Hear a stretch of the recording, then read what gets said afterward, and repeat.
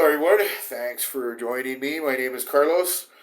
Today, we're going to be getting into a leg session, some ideas on bulking and dieting. And before we do that, please hit that subscribe button, hit that post notifications, leave a comment, all that good stuff. Everybody says the same thing, but please leave a comment and hit the subscribe button. So, we are now on a bulk. We've been on the bulk since the 1st of October, actually the 28th of September, and it's just going great, increasing the calories, increasing the carbs. Um, the protein is pretty much the same as when I was on the cut. It's 1 point something grams per pound of body weight, and it's just the same. From what I understand in my personal experience, I can't process that much protein. I mean, I'm eating a pound and a half of meat or chicken or whatever it is. I have a kilo of chicken every day and a pound of either lean pork or lean ground beef or steak. So that's basically that plus 6 eggs. So what has changed is the amount of carbohydrates I'm eating. I'm eating a lot of carbs, a lot more rice, and it's the idea with the bulk is to gain size. That, of course, you want to gain size and body weight, but to use that to gain strength. And in my case, to gain leg size. My legs were lagging, my upper body was doing fine. It's progressing, but my legs were very stagnant, and it's kind of a conundrum there because it seems to be like my strongest body part, like my best lifts, all are leg based type lifts, the Smith squat, the what else am I strong on? The leg press, the free bar squat, which I stopped doing. It's just hurting my knees. But I'm pretty strong on these lifts, and my legs were just not showing it. And on the diet, they look pretty thin. I mean, they're not skinny, but proportionally, they just no, not satisfied at all. So it's my mission now to bring up the legs. Now, how is that done? You have to increase the training frequency, or at least this is what I'm going to be doing, because I don't like to put out there, this is the best way to do things. This is how you have to do this. And no, everybody has to find out what works for them. Now, what works for me, and for the longest time, I was just doing one session per week because it was a high volume session. I would do 5, 6, 7 different exercises. Warm up with a lunge, do a Smith squat, do the leg curl, the leg extension, then I do a leg press, then I do, the Bulgarian splits, then I'll do something else. It just adds up, a whole bunch of exercises, 4 or 5 sets per exercise. There's a lot of volume. There's no way I'm going to be doing that twice a week. So, from doing my research and from seeing like bodybuilders that have had issues with their legs and have had to bring them up by hook or by crook, it seems that the number one way to get that job done is through training frequency. You have to hit them at least twice a week. Some of these guys go for 3 times a week. I can't really imagine. I mean, that you have to be pretty creative splitting up your exercises so you can get around to working your legs 3 times a week. So I'm doing them twice a week, like rigorously. I've been on that since I started this bulk. And it seems to be working. I mean, it's not saying, oh shit, man, my legs are all of a sudden they're got a quad sweep and my hams are bulging out. And no, but I do feel my pants are getting tighter. In the legs. They're chafing in the middle, which I used to get really annoyed by that before. Now I love it. It means like my legs are blowing up. Sometimes I'll be eating a big meal, and I can feel like my pants getting tight. Not around the waist. You don't want that to happen. But around the legs, like the pants are getting tight. And I say, oh shit, this is the way to go. Part of the secret is the fast-acting carbs, too. Not just clean, complex carbs. No, sugar. Like not white sugar. I'll have fruit. Like I'll have banana. I'll have raisins. What else am I having? Like sugar, maltodextrin. I'll have that, and it's doing the trick. Like I'll have some candy with my meals. Like I'll have some meat. I'll have a big, steak and rice and some portion of vegetable. I always like to have vegetables. And then I'll have some very sweet stuff along with it, and I can feel my legs are growing. And so that's working there with the bulk. Now the training. What this is so satisfying the way I'm doing this for me personally is doing the light and heavy during the session. So it's not just a knockout session. Like, oh shit, now I got to do hack squats. I'm going to do the Smith, and I'm going to kill myself on the leg press, and I'll finish off with some barbell walking lunges, and then I'll take me out on a stretcher. Just thinking about that type of workout gives me like I don't want to do it. I would want to do all those exercises, but not all together on the same day at the same moment. So I'll start off easy. The other thing of getting work done at the gym is being like not getting in a hurry. When you have an extensive program to do, man, I'm just taking my time. It's not like I'm waiting 10 minutes between sets. I'll rest for like 3 to 4 minutes on a lot of these sets, maybe 5 on some. On the machines, it won't be so long. It'll be like a minute and a half, maximum 2. So the the routine, it's moving along. The session is moving along, but no hurries. I mean, I have plenty of time. Thank God. I don't have to go in and look at that watch. When I have to look at the watch, it's just for me. It doesn't work. I can't get in the heavy stuff. It just feels more anxious, and the workout really suffers for that, especially when I need to get into the heavier weights. And so taking my time is just, man, it's really working. So today I started out with the walking lunges. The walking lunges, very easy to do with no weight, but they are effective. Like I'll do them very slowly at first. Just take a long step, like pause and then, lunge down, do the hip flexion, take another step and then, by the end of my second or third set, I'm walking, I'm doing the lunge, trying to touch the knee to the ground, not resting it on the ground, obviously, but doing a full hip flexion, long stride lunge. Once you get into your stride, or I get into my stride, then I go into a heavy compound. And today it was the hack squat. The hack squat for me, when I was doing it a certain way before, just really hurt my knees. I mean, they were really, really taking a toll on my knees. So I found out that it's the pad. If it's too, far forward, it puts a bias on your quads. Everybody wants quads, but nobody thinks about destroying their knees. I like to push with my heels. I mean, is it so? The difference is like, minimal, but the difference on the pain and on the ability to put like maximum effort and force and torque is a big deal with me. So I place my foot on some pads that lift my foot up, so I'm pressing with my heel, and it's not like I'm on high heels trying to push with my toes. Oh my God, it hurts the knees. So I'm doing that, and I'm progressing with the hack squat. So after my lunges, go to the hack squat, and I started out a few, 10 days ago, 2 weeks ago, with 2 plates. And I worked it up to 2.5. Last session was 3. Today was 3 and a 5 kilo, which is 10 pounds on each side. So the idea is to work up to 5 plates. Today it felt very hard to get those 5 reps. And I was thinking, man, 5 plates, I don't know if I could ever do that.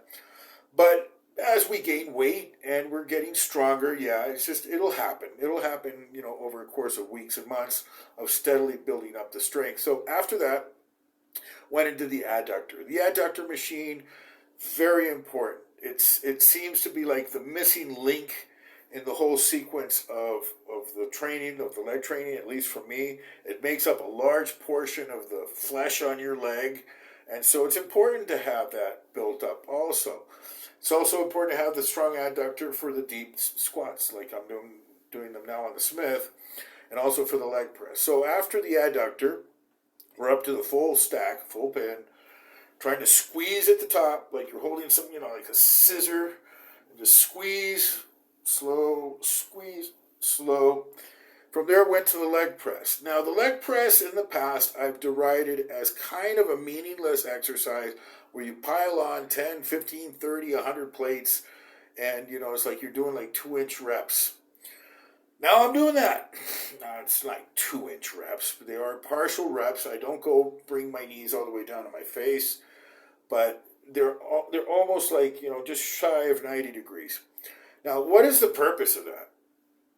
The purpose for me is maximum overload. I can't overload with any other exercise that amount of weight. I mean, you're not going to put, 800 pounds on your squat to do try to do some partial, speed reps or something like that. So the leg press is a useful tool. Now, how do I make it work for me? I maintain the constant tension and I try to get in some velocity. Today I heard a comment say, bring the time under tension thing, up. You have to go way slow on the way down. And I'm at the gym watching these videos. Precisely on our big screen, we had Jay Cutler, Phil Heath, and somebody else. They were doing the leg press. And Big Ramy. They're all doing the leg press exactly the way I'm doing it today, which is maximum overload, not like tiny, tiny reps, but, they're kind of partial and with a certain cadence, a certain velocity. And so I always figured, well, these guys are doing that. They're getting these humongous legs. Why are they wasting their time doing something that doesn't work? It's like something is not computing when the largest legs in the planet are doing this partial rep overload, with the high velocity. And I get a comment on YouTube saying, no, that's not how you do it. You do it slow, bring it all the way down, time under tension, that's how you build. Who are you going to listen to? Well, I'm listening to myself. Because I did this for the longest time. I brought the knees all the way down. I did it slow. It's not working for me. So I decided to change, and now it is working. So I built it up to 8, 9 plates today. And let me tell you, from the knee to the hip, my quads were screaming. I felt the separation. And the overload was so strong, I had to take an ibuprofen in the afternoon because my bones were hurting. Like my shin bone, not the knee, not the joint. It was like a structural challenge to the bone. Now, that has to be a benefit. That has to be good. Like, if it's not damaging, like today, that was yesterday's training session. Today, 24 hours later, I'm feeling great. Like, my knees are not hurting from the hack squat. The leg press, it's just like it was just pure benefit. And I felt the separation on the muscle. I felt the time under tension and trying to get a little bit of speed and helping me out, helping myself out with my hands and stuff. I mean, you can criticize it all day long, but it's working for me. Like, my legs are finally filling out.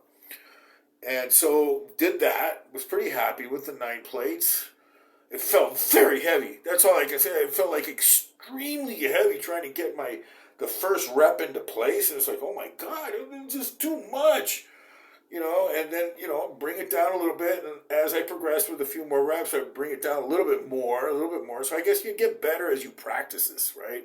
If you never do 9 plates, well, it's going to feel like impossible. But if you do them more frequently, I'm sure they will reach a point where I'm doing them with a little bit longer range of motion. My purpose is not to do full range of motion with that, but to maintain a maximum overload and constant tension with some speed. Now from there, went and finished with the Bulgarian lunge. And the Bulgarian lunge has to be, like, hands down one of the best exercises. These isolateral movements, like, I never did them before. But working one leg at a time, and always people are like, what a waste of time. That takes a lot of time. Why just pile on to it? No, it actually does engage the muscle in a different way. It seems to be of greater benefit. And again, the top pros, that's what they do. It's something that you need to do. And I see it at the gym, the women and some men, like mostly the women are really, really more like professional with training than a lot of the men. They're like more focused on doing things right.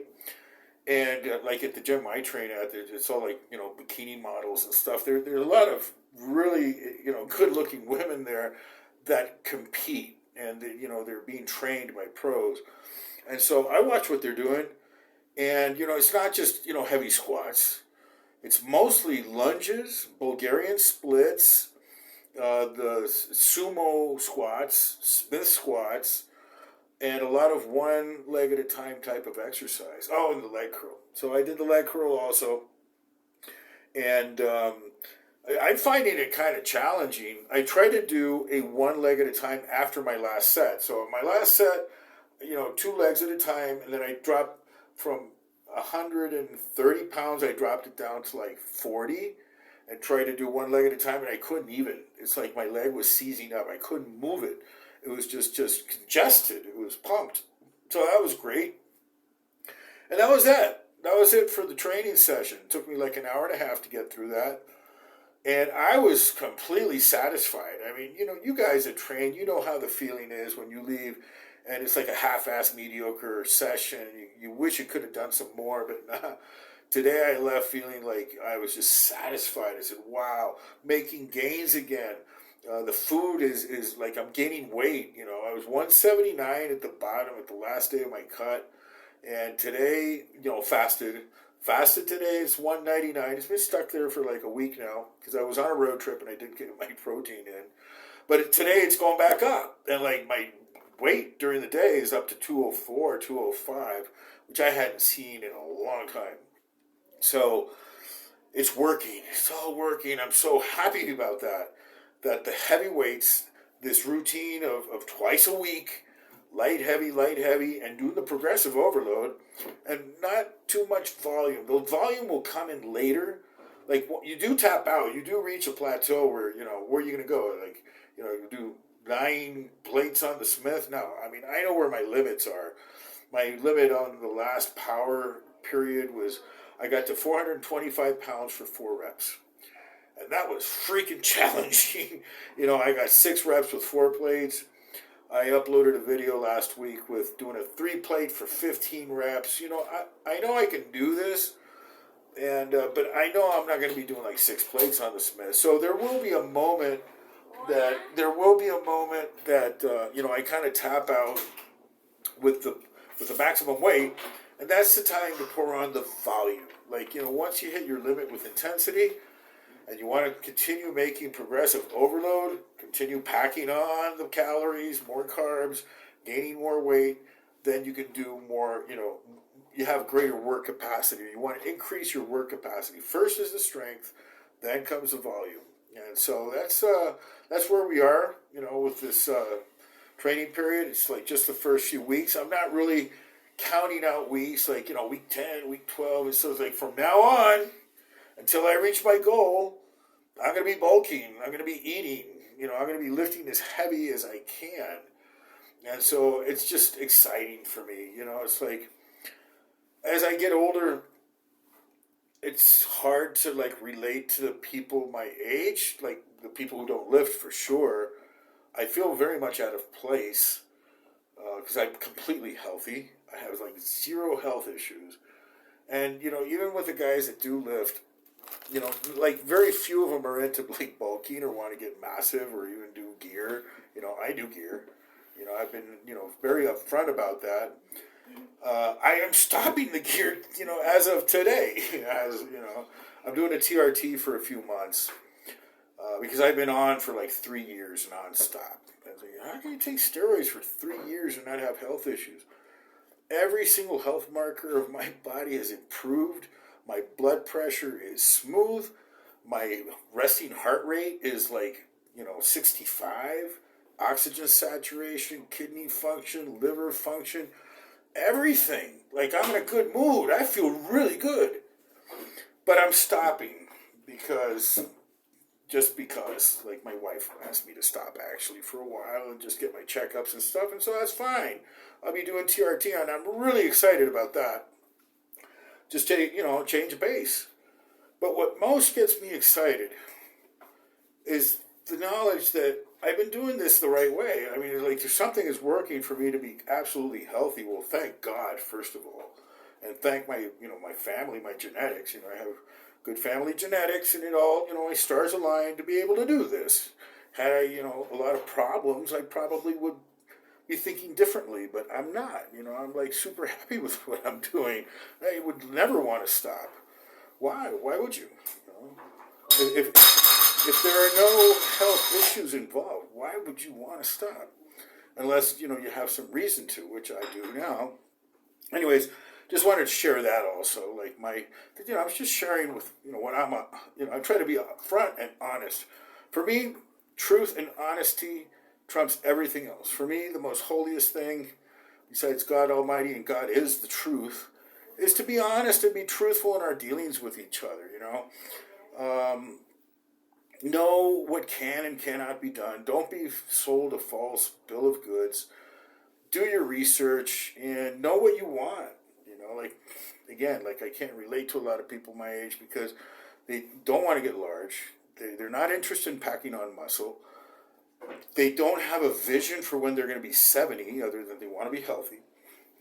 You know, and that means diminishing muscle mass. If you're not gaining, if you're not in the gym, like actively promoting, like building your body, you will diminish as you get older. Senescence is a real thing. You can stave it off with modern technology, with spot-on nutrition, with maximum efforts at the gym, and that type of lifestyle, sleeping well.